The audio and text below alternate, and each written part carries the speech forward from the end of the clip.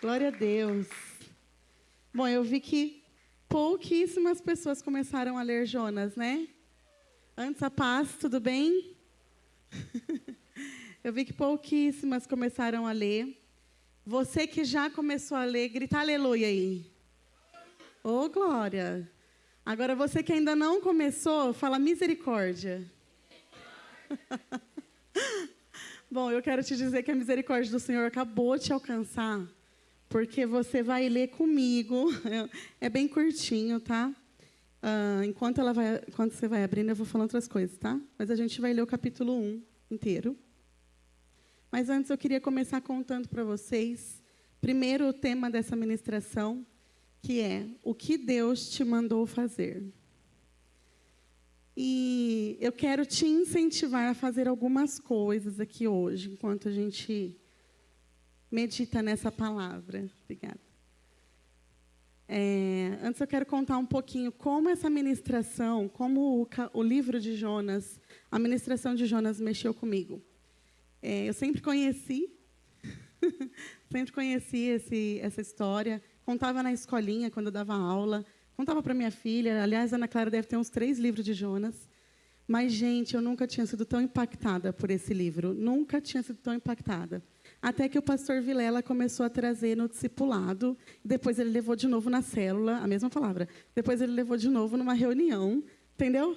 E eu fui ali digerindo tudo que ele estava falando. E eu fiquei, meu Deus. Eu fui muito impactada. Há um tempo atrás, eu estava passando por uma fase que eu não queria muito... Vou confessar aqui, tá bom? Rasgar coração. Depois a gente cura junto, tá bom? Eu não queria muito mais fazer célula. Estava meio desanimada. Alguém já esteve assim? Ai, obrigada por me mostrar que não sou só eu, que não fui só eu. Estava triste, decepcionada. Tinha me dedicado a algumas pessoas... E eu já faço célula desde os meus 10 anos de idade. Sempre tive célula, eu já sou líder de célula desde os 10 anos de idade. Eu me formei na escola de líderes, acho que eu tinha 10 anos. Sei lá, eu sou líder de célula, co-líder desde essa idade. Então eu sempre fiz célula. E eu estava passando por uma fase assim, muito frustrada, pensando assim, Deus, não está tendo fruto, não está valendo a pena. Eu estou me doando e não está legal. Eu não estou feliz, eu não quero mais fazer. E eu comecei a orar dessa forma, porque nas minhas orações, eu costumo ser muito sincera diante de Deus. Você é sincero diante de Deus? Quando você ora, você fala a verdade do seu coração? Eu quero te incentivar a fazer isso. Fale a verdade, porque Deus já conhece. Aí você fala assim, então por que eu preciso falar? Porque Deus quer ver você contando para Ele o quanto você depende dEle. Quando você não fala para ele sobre uma determinada situação, e a gente falou disso na célula hoje, né? Quando você não conta para ele sobre uma determinada situação, você está dizendo para ele que aquela área ali que você não está contando, você não precisa dele. Você não precisa de ajuda, não precisa de Deus. Quando você fala para ele, Deus, é isso que eu sinto, você está dizendo, Deus, nessa área também eu preciso de ajuda. Eu sou dependente de ti. E foi isso que eu comecei a fazer. Eu comecei a falar para Deus. Deus, eu estou muito chateada, estou triste, estou desanimada, estou desesperançada. Eu nem sei mais para quem que eu vou falar do seu amor. Nem sei com quem que eu vou fazer célula mais. Eu não estou querendo fazer. Mas eu entendo que é uma palavra direcionada pelo Senhor. Então, gera no meu coração, essa era a minha oração, gera no meu coração a vontade, o amor por pessoas, o desejo de falar do teu amor de novo, o desejo de fazer célula. Gera isso no meu coração, na minha casa. E eu comecei a orar sobre isso. E eu não percebi, mas Deus começou a ministrar. Eu não tinha tido clareza assim, tão rápido. Mas Deus começou a trabalhar em mim. E quando eu me vi, quando eu me dei por mim, eu já estava querendo fazer célula. Estava querendo falar do amor de Deus, eu não tinha percebido. E no discipulado, a primeira vez que o pastor Vilela falou sobre Jonas, ele falou algo que me impactou demais. Que ele falou assim... Será que você realmente é salvo?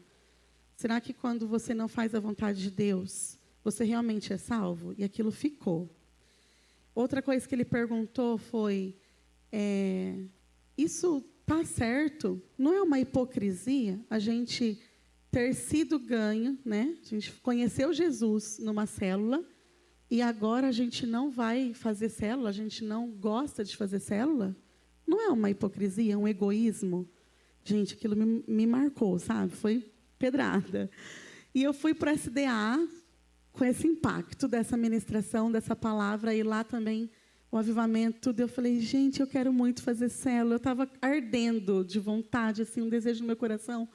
E pedindo ao Senhor, por favor, Deus, agora me dá vidas, porque agora eu tenho um coração disposto, mas eu não tenho para quem falar. Não sei mais para quem falar, porque lá na clínica eu já falei todo mundo que eu podia. Quem eu posso, assim, quem eu consigo, já sabe que eu sou cristã. Ali eu não tenho muita abertura para falar com clareza do amor de Deus, mas principalmente para os outros profissionais, toda a possibilidade que eu tenho, eu estou falando da minha história. E eu, graças a Deus, eu sou uma pessoa que eu vivo de milagres, né? Eu tenho muitos milagres na minha vida. Você também, né? Amém? Eu vivo muitos milagres na minha vida. Então, cada vez que eu conto alguma coisa, eu vou para esse lado. Ah, então, Deus fez um milagre. E eu fui falando do amor dele. Pensar que não. Um dia eu estava lá na clínica, na minha sala, e um paciente faltou, e eu subi para conversar com as meninas lá da recepção. Falar um oi e tal, as meninas, Dai, a gente estava te esperando. Aí eu, por quê? Porque a gente quer saber se a minha irmã pode ir na sua igreja. Claro que pode ir na minha igreja.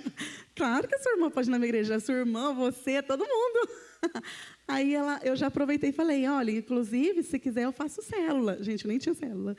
Falei, se quiser eu faço célula. Se você quiser participar, sabe o que é? Sei, eu quero participar. Gente, essa menina já falou para outra menina, que falou para outra menina, já tem mais 2 psicólogas para ir na célula.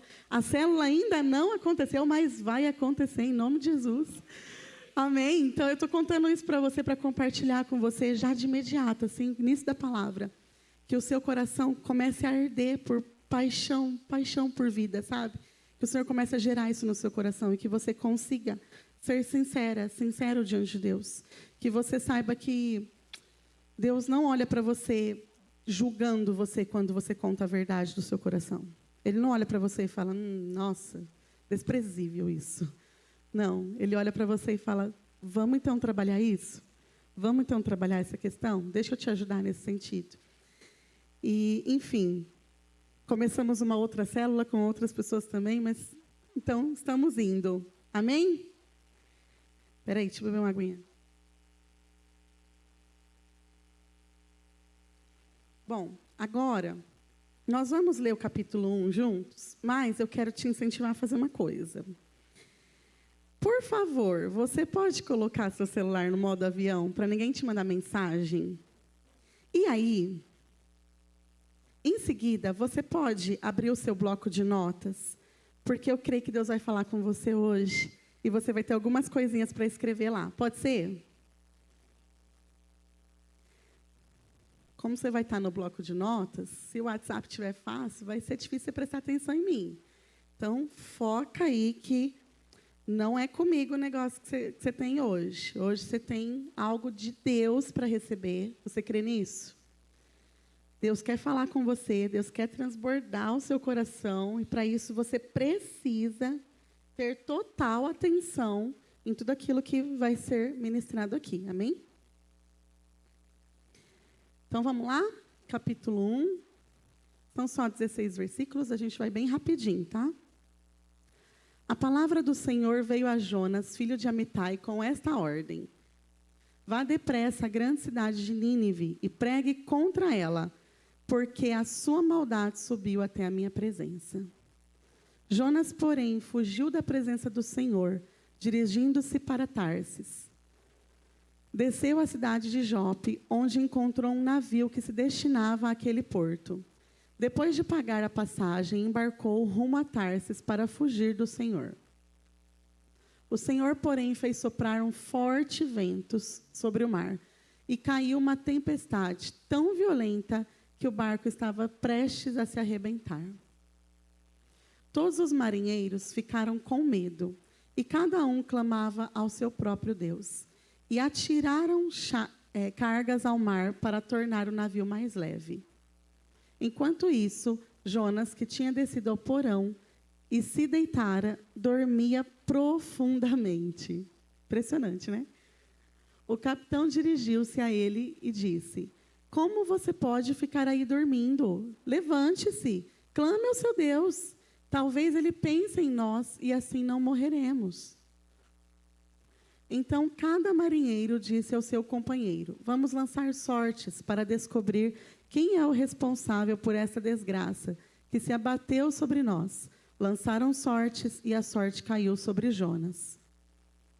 Por isso perguntaram-lhe: diga-nos, quem é o responsável por esta calamidade? Qual é a sua profissão? De onde você vem? Qual é a sua terra? A que povo você pertence? Ele respondeu: eu sou hebreu e temo ao Senhor, o Deus dos céus, que fez o mar e a terra firme. Então os homens ficaram apavorados e perguntaram: o que foi que você fez? Pois sabiam que Jonas estava fugindo do Senhor, porque ele já lhes havia contado. Visto que o mar estava cada vez mais agitado, eles lhes perguntaram: o que devemos fazer com você para que o mar se acalme? Peguem-me e joguem-me ao mar, respondeu, e ele se acalmará, pois eu sei que é por minha causa que esta violenta tempestade caiu sobre vocês. Em vez disso, os homens se esforçaram ao máximo para remar de volta à terra, mas não conseguiram, porque o mar tinha ficado ainda mais violento contra eles. Então clamaram ao Senhor: ó Senhor, nós suplicamos, não nos deixe morrer por tirarmos a vida deste homem. Não caia sobre nós a culpa do sangue inocente, porque tu, ó Senhor, fizeste o que desejavas. Em seguida, pegaram Jonas e o lançaram ao mar enfurecido, e este se aquietou. Tomados de grande temor ao Senhor, os homens lhes ofereceram um sacrifício e se comprometeram por meio de votos. Amém? Bom, agora eu quero chamar aqui a Tatá. Vem cá, linda. Tatá vai dar um testemunho que ela me contou tem um tempo já e eu não esqueci. Me impactou muito e hoje o Senhor preparou para ela contar.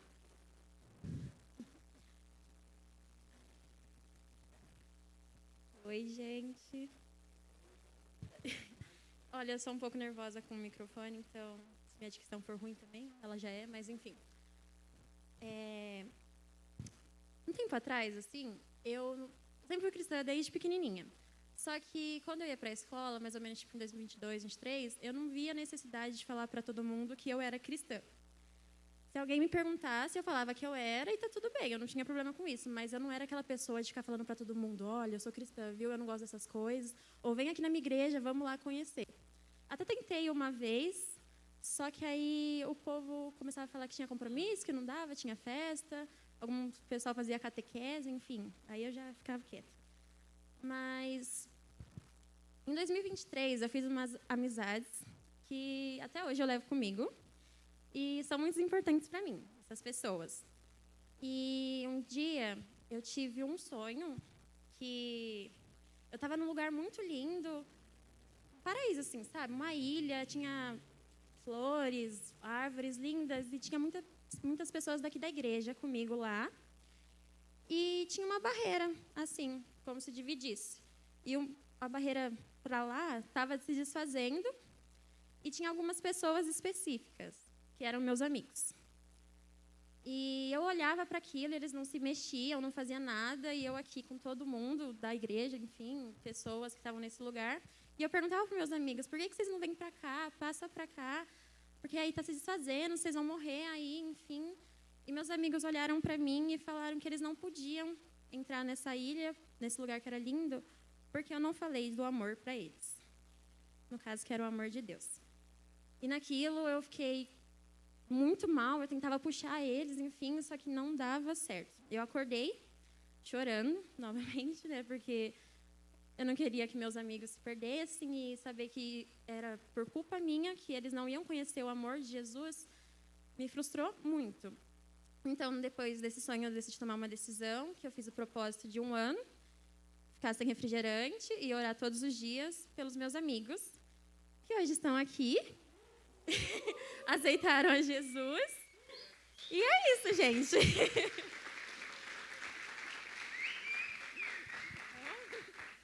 Obrigada, Tatá. Que lindo, né, gente? Final feliz, né? Glória a Deus. Mas quantas pessoas que estão no mundo ainda não tiveram esse final feliz, né?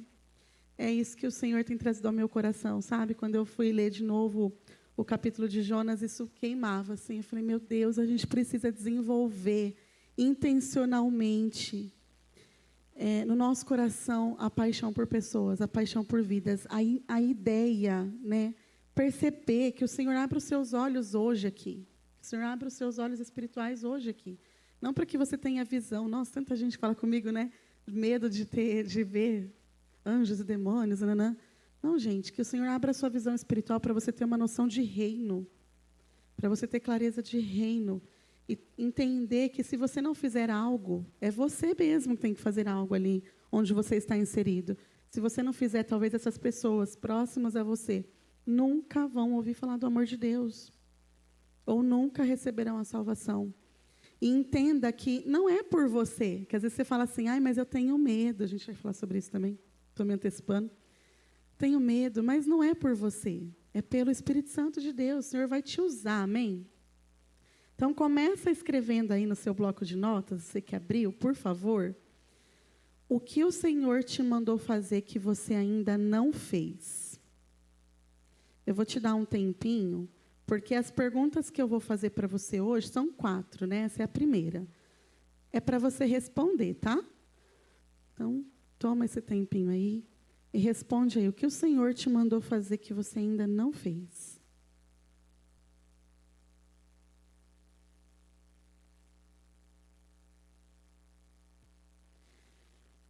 Nós vimos no versículo 2 que o Senhor tinha pressa. O Senhor falou para Jonas, vá depressa à grande cidade de Nínive. O Senhor tem pressa de que os filhos sejam salvos. O Senhor tem pressa de que as pessoas conheçam do seu amor. E você que está aqui também, que está conhecendo o amor de Deus, o Senhor tem pressa de trabalhar na sua vida, de fazer coisas grandiosas na sua vida.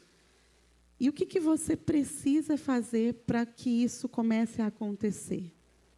Simplesmente se lançar na presença de Deus. Simplesmente confiar. Simplesmente todos os dias você se entregar um pouquinho mais, um pouquinho mais, um pouquinho mais.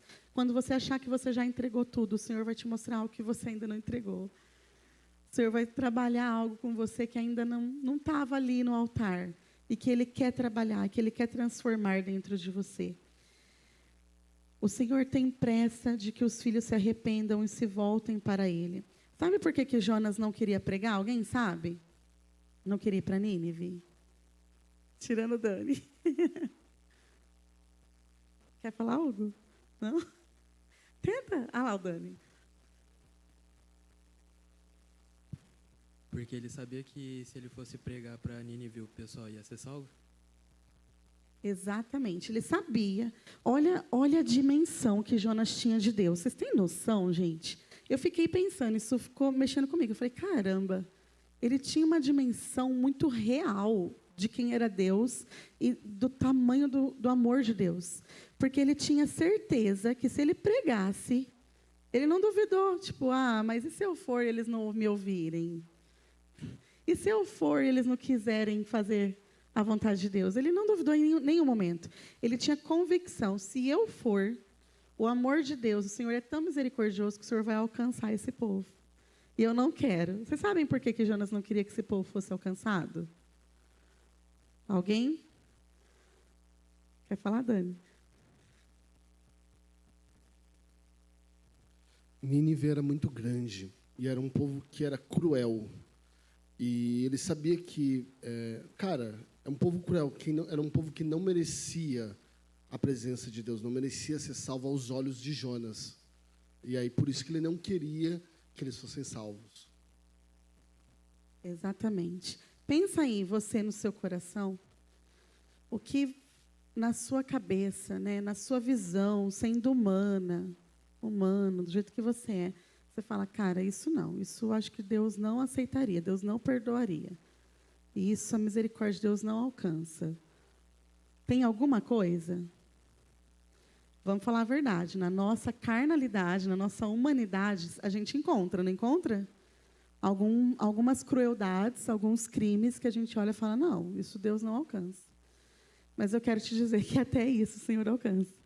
Até essas pessoas o Senhor alcança. E o Senhor, ele tinha um amor por Nínive. Ele queria alcançar aquelas pessoas, mesmo sabendo o quanto elas tinham sido cruéis, inclusive principalmente com o povo de Deus. Ele já tinha um histórico de crueldade muito grande. Mas Deus queria alcançá-los.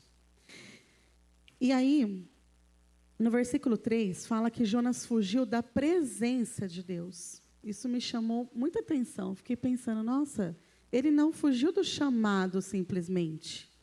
Porque muitos de nós, às vezes, estamos fugindo do chamado. Poxa, você sabe que você tem que falar do amor de Deus, você sabe que você tem que fazer célula e às vezes você não quer, não é? Às vezes você quer fugir desse chamado, do ID. Sim ou não? Mas Jonas, ele estava fugindo de algo maior. Era da própria presença de Deus. Ele estava correndo de Deus. Imagina só, você fugir de Deus. Muitas vezes, nós fugimos de Deus, ou porque nós não queremos cumprir a direção de Deus, assim como Jonas, ou por orgulho, né? Nós achamos que nós não precisamos, temos uma soberba, uma arrogância ali, que não, eu não preciso. E aí você foge, não preciso cumprir esse chamado. Eu já estou vindo aqui na casa de Deus, já está muito bom. Ou por não querer abandonar um pecado de estimação. Será que você tem um pecado de estimação? O pecado, quando ele não é confessado, e que você cai nele de novo, e cai nele de novo. Às vezes você pede perdão, até volta para a presença de Deus, mas aí você cai nele de novo. Isso é o que a gente está chamando de pecado de estimação. Esse pecado, ele pode te atrapalhar muito. Sabe por quê? Provavelmente você vai se sentir incapaz, indigno de falar do amor de Deus. Provavelmente você vai olhar para você e vai falar assim, não, o que vão pensar de mim? E Deus quer limpar completamente o seu coração hoje, de tudo aquilo que é acusação. Que você seja completamente livre para viver o amor do Senhor e para falar do amor do Senhor. Amém? Amém? Vocês estão comigo? Então tá bom. Às vezes, esse fugir da presença de Deus pode ser por nós não nos sentirmos dignos de voltar para Deus. Poxa, eu tinha um pecado, já me arrependi, mas acho que Deus não me aceita mais. Né? Nós vimos aqui no culto de mulheres alguns testemunhos de algumas mulheres e me impactou tanto. Vou abrir aqui, né? O da Janete, vocês viram? Quem viu? O da Janete, ela falou para mim, eu tinha vergonha de falar do amor de Deus e de me voltar para Deus por causa das tatuagens que eu havia feito. Olha o que o inimigo estava usando como cilada, como prisão na vida dela. Hoje você tem que ser livre de todas as prisões, amém? Então, saiba que você é digno, sim, de voltar para a presença de Deus. Você é digno, não porque você fez algo, mas porque não tem nada que você faça, que você possa ter feito, que te afaste do amor do Senhor a ponto dele falar, não serve mais. Se há arrependimento, ele quer te trazer de volta. Se há arrependimento, ele te abraça de volta.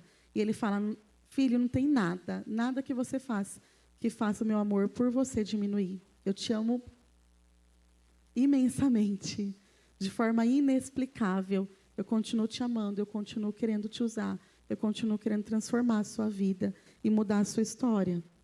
Amém? E mais uma coisa que o Senhor colocou no meu coração, que às vezes nós não queremos, que às vezes a gente foge da presença de Deus, nós não queremos cumprir com a vontade de Deus, porque nós não acreditamos em nós ou na palavra de Deus. O que a palavra de Deus diz a seu respeito? Você sabe? Fala uma coisa, vai. A Lívia falou. Vai, Lívia. Não, uma só. O que a palavra de Deus fala sobre você? Eu sou preciosa. Que você é preciosa. Algo mais? Alguém mais?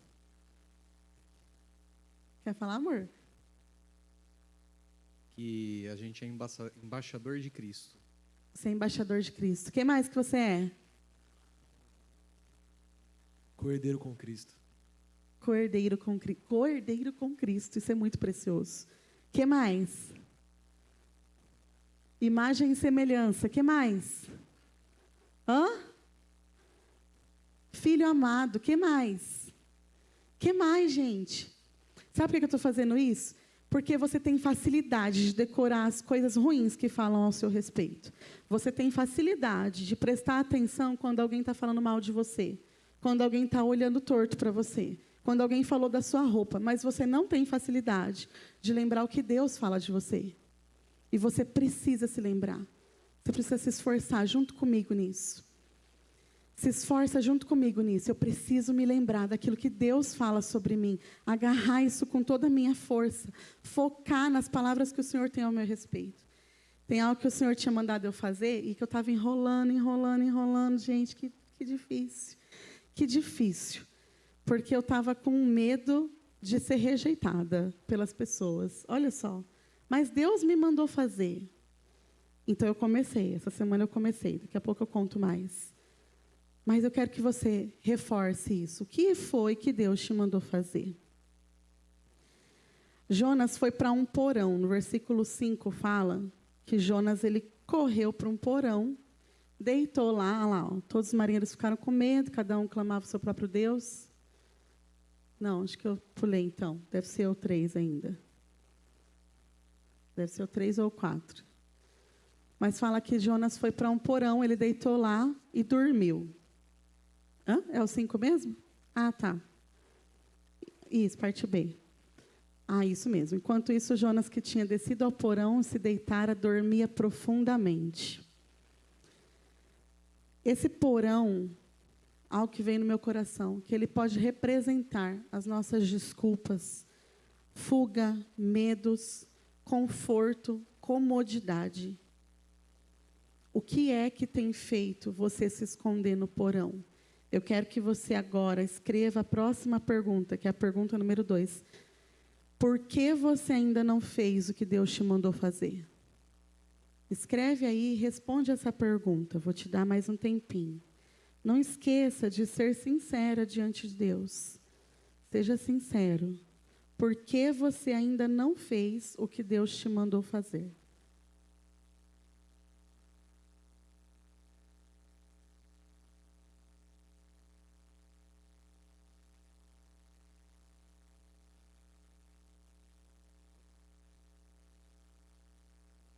Deu tempo aí? Fala misericórdia, então.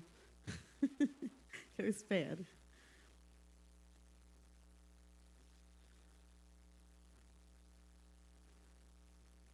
Mais um pouquinho.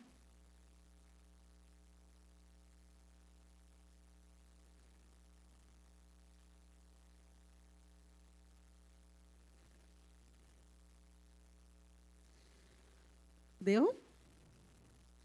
E aí, essa desculpa aí, ela é muito boa ou ela é mais ou menos? Mais ou menos? Escutei uns mais ou menos. A minha desculpa também era mais ou menos. No versículo 6, nós vamos ver que o capitão, ele se dirige a Jonas e ele fala: como você pode ficar aí dormindo? Levante-se. Clame ao seu Deus. Talvez ele pense em nós e a gente não morra. Como que você pode estar dormindo ainda? Eu quero... abre para mim, por favor, Cauã, em Romanos 8:19. Esse capitão, para mim, né, na interpretação que eu tive, é que ele representa o mundo. Olha só, a criação aguarda com grande expectativa que os filhos de Deus sejam revelados. A criação aguarda com grande expectativa que os filhos de Deus sejam revelados. A criação, o mundo, o capitão e tantas outras pessoas estão esperando que você, que se denomina filho de Deus, filha de Deus, se revele. Fale do amor de Deus. Propague esse amor. Diga que tem salvação. Diga que há mais uma chance. Diga que há ainda esperança. Que há vida.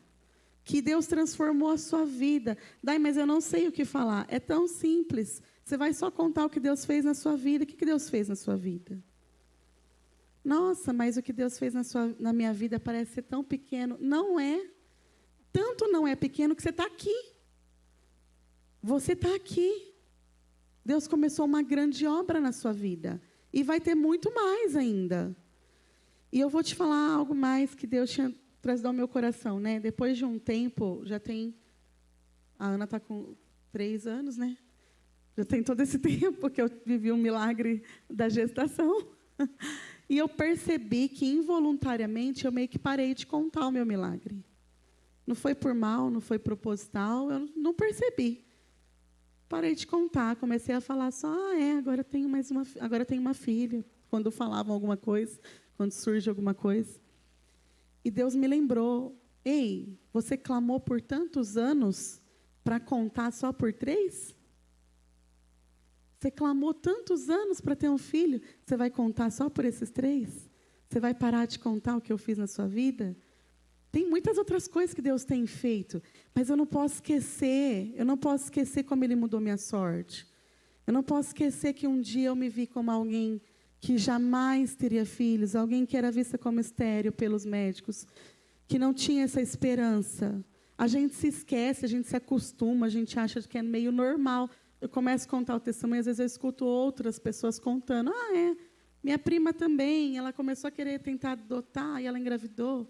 Fulano começou a querer fazer fertilização e engravidou. Aí você começa a achar que é normal.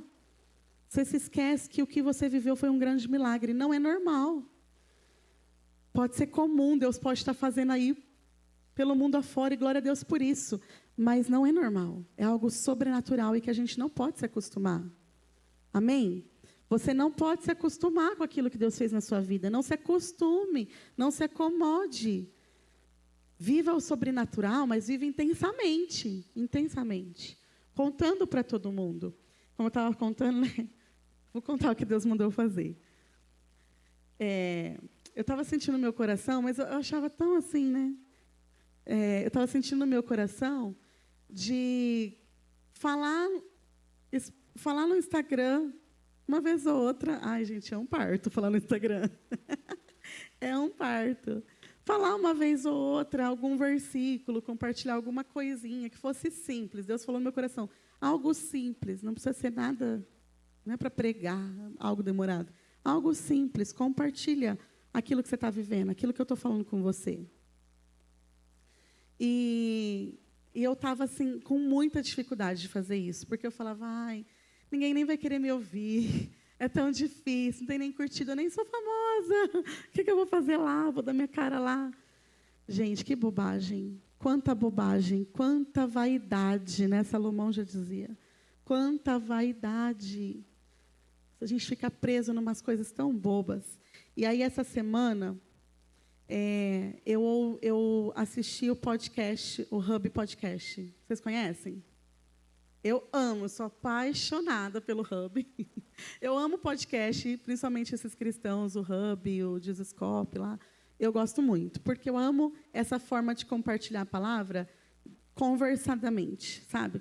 Como uma conversa. Porque a gente vai aprendendo o que o outro viveu e compartilhando. É muito gostoso essa troca. E aí, eu estava assistindo o Hub Podcast e eu fui assistir o testemunho da Luma. Luma? É, né? Então, as meninas confirmando. Gente, é maravilhoso. Eu nem conhecia muito a Luma. Eu conhecia as músicas dela, mas não sabia nada da história dela. E eu assisti, eu fiquei assim, impactada com tudo que ela viveu em tão pouco tempo. E aí aquilo já me levou a assistir o testemunho do marido dela. E eu fiquei muito, muito impactada com o testemunho dele também. Eu não vou conseguir, nem que eu quisesse, falar muito aqui, porque é muita coisa que eles viveram, muita coisa. Para vocês terem só uma noção, eles se casaram em 6 meses, dei o spoilerzão. Se casaram em 6 meses, e acredite, eles foram viver na África, num país islâmico, para fazer missão lá. Casados, recém-casados, qual a chance disso dar certo? Ai, gente, é muito legal, muito legal, muito legal. Bom, mas aí teve uma das coisas que o Igor contou, se você puder, assista, super te incentivo. Tem uma das coisas que ele falou que mexeu muito comigo. Ele estava contando que... Vou tentar falar do meu jeito aqui, tá? que ele está acostumado a pregar, a falar do amor de Deus e ver multidões. Gente, ele foi um dos organizadores do Descende. Então, por aí. Quem lembra do Descende? Lá no Morumbi, né, lá no Allianz. Então, pensa, multidões aceitando a Jesus. Ele estava acostumado com esse ritmo. E aí ele vai lá para a África, e lá tem toda, como é um país islâmico, né, o que ele estava, tem toda uma forma de pregar o amor de Deus. Não é assim aberto, como a gente pode falar aqui. Lá é crime. Lá é crime. Você falar de Deus lá, você morre, viu?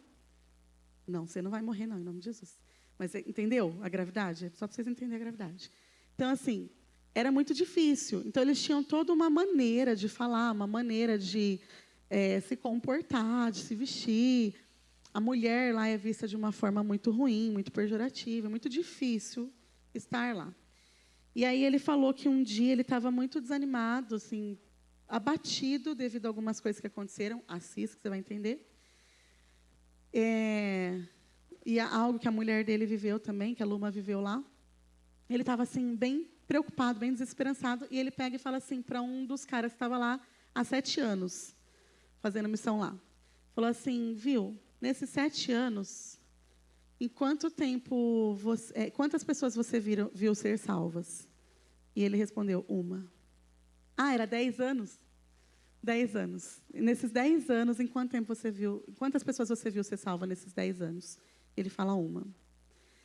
Primeira coisa que ele pensou, ele falou que ele não falou, mas que na hora ele pensou. O que você está fazendo aqui, então? Né? Tipo, vamos para o Brasil, vamos para outro lugar, que lá a gente fala, muitas mais pessoas vão ser salvas. E ele falou que ele não pensou, mas que ele ficou assim, que ele não falou, mas que ele ficou pensando nisso. E aquele homem, obviamente, entendeu o pensamento dele e respondeu sem ele ter perguntado. Falou assim para ele, olha, se o meu ministério estivesse baseado em resultados, eu diria que o meu ministério é um fracasso. Mas o meu ministério está baseado numa palavra. Meu ministério está baseado em obediência. Só de falar isso para vocês, eu estou assim, ó, sabe? É isso que a gente precisa entender. Não importa a curtida. Não importa se você vai orar e a pessoa vai receber a cura na hora ou não. Porque às vezes você fala, eu vou orar por cura, e se ela não for curada? Não importa, você tem que fazer a sua parte. Às vezes a pessoa vai pedir uma oração de dor de cabeça para você, mas você não conhece o coração dela. Você fala, poxa, não foi curada, mas às vezes ela só queria se sentir amada. E a sua oração alcançou aquele pedacinho do coração dela. Sabe? Não importa o resultado, não importa se vai ter muitos resultados, se vai ser agora, se vai ser lá na frente, se vai ser depois de anos, se vai ser 10 anos para uma pessoa só ser salva. Não importa. A sua vida precisa estar baseada numa palavra, na direção de Deus. Independência. E aí eu vou para a pergunta 3. Eu quero que você escreva aí sobre a sua resposta da pergunta anterior. Por que você ainda não fez o que Deus te mandou fazer? Como você pode modificar essa visão? Mude a sua visão. Como é que você pode modificar essa razão aí? Você consegue dar uma outra resposta? Uma resposta que você fale, não, eu consigo fazer. Eu posso. Né? Se a sua resposta era tipo a minha, mas e se ninguém curtir? Se falarem de mim, será que você consegue escrever? Deus vai aprovar o que eu estou fazendo? Estou baseado numa visão? Escreve aí, o que Deus está falando no seu coração? Muda essa resposta.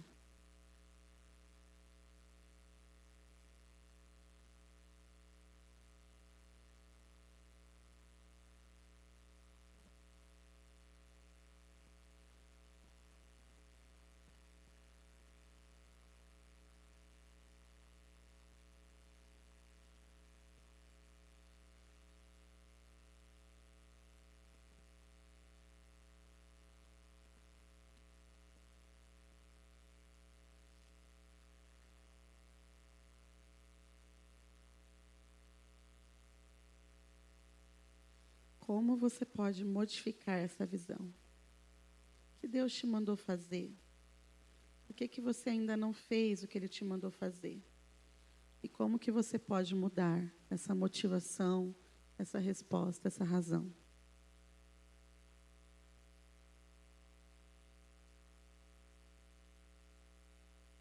no versículo 12, nós vamos ver que Jonas, ele realmente acreditava que era salvo.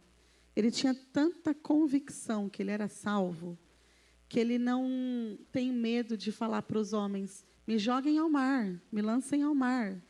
Porque ele pensa, tudo bem, está tudo bem eu morrer, eu sei que eu vou para o céu, eu sou salvo, pelo menos eu não vou ter que falar do amor de Deus para essas pessoas, eu não quero falar. Será que nós estamos acreditando, assim como Jonas, que já está tudo resolvido na nossa vida? E que tudo bem a gente não cumprir algo que o Senhor nos direcionou?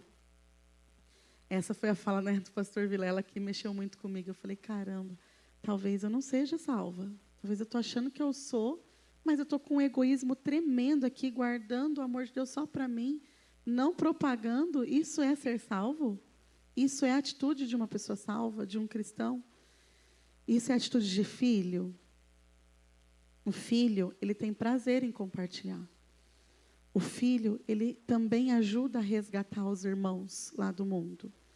Né? Como o sonho da Tatá. Para mim foi muito impactante, porque ela amava, ela tinha um amor pelos amigos dela, a ponto de quando ela viu eles ali do outro lado, ela nem viu o inferno, né? Nem precisou, né? Glória a Deus. Só de ver eles lá do outro lado, não podendo passar, ela já ficou muito impactada. Esse é o coração que nós precisamos ter. Um coração que emana, sabe? Que transborda o amor de Deus. E isso a gente só vai ter à medida que a gente tem contato com o Espírito Santo a cada dia, relacionamento. A gente aprende a amar as coisas que Ele ama, a amar as pessoas que Ele ama. Eu quero agora te incentivar a responder a quarta questão. Quando você vai começar o que Deus te mandou fazer? E eu quero te incentivar a determinar um tempo, e de preferência que esse tempo sejam 48 horas. Eu vou explicar por quê. Mas tenta colocar aí 48 horas. Faz um planinho de ação rapidinho aí, brevemente.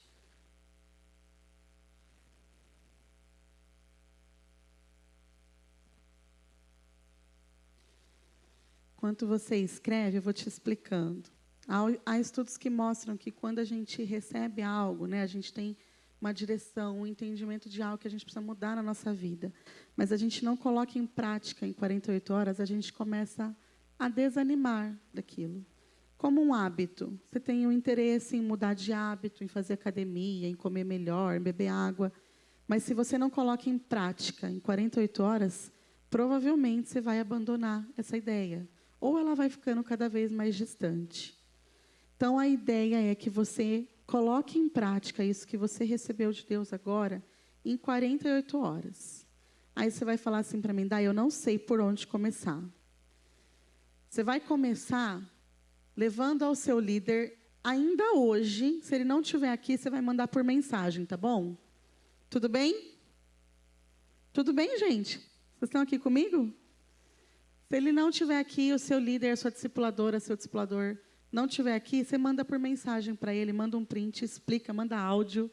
Mas você vai mostrar para o seu líder esse plano de ação, essa ideia, tudo isso que Deus falou com você aqui hoje. Por isso que eu pedi para você anotar. Para que ele esteja em oração com você e ele te ajude a cumprir esse propósito. Combinado? Então, essa é a primeira ação que você precisa ter. E aí, se você tiver muita dificuldade, você fala para o seu líder, como é que eu começo isso? Para onde que eu vou? E ele vai te ajudar, vai te direcionar. Amém? Então, veja, estou te dando o caminho para você começar aquilo que Deus falou com você. O que é que Deus te mandou fazer? Por que você ainda não começou? Comece hoje, falando com o seu líder. A segunda coisa que você vai fazer, e nós já vamos fazer agora, é orar a respeito disso. Você vai orar incessantemente, todos os dias, até que você veja se cumprindo esse chamado.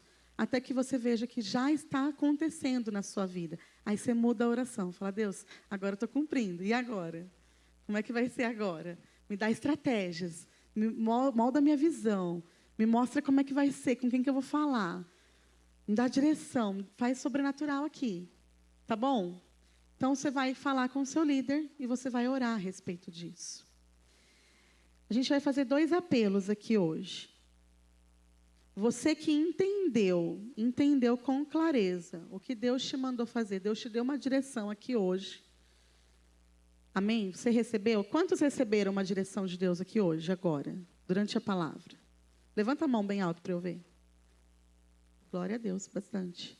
Então, você que recebeu essa direção de Deus com clareza, mas você tem dificuldade, às vezes, de discernir a voz de Deus. Você, às vezes, tem medo, você tem inseguranças, você se vê, às vezes, naquele porão que Jonas entrou, com medos, inseguranças, dúvidas, incredulidade, muitas vezes, falta de fé, falta de energia, não sabe por onde começar.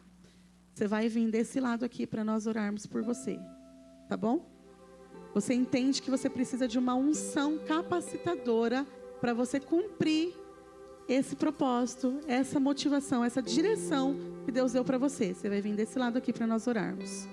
Agora você que não entendeu, que você fala assim, eu não sei qual é o propósito de Deus na minha vida, eu não sei qual é o chamado, eu ouvi a palavra, mas não ficou claro para mim, ou eu tenho dificuldade de falar de Deus, acho que não é para mim isso. Você pode vir desse lado aqui, que nós vamos orar para que o Senhor se revele a você, que você tenha revelação daquilo que Deus quer para a sua vida, de quem você é, do que Ele quer fazer através da sua vida. Amém?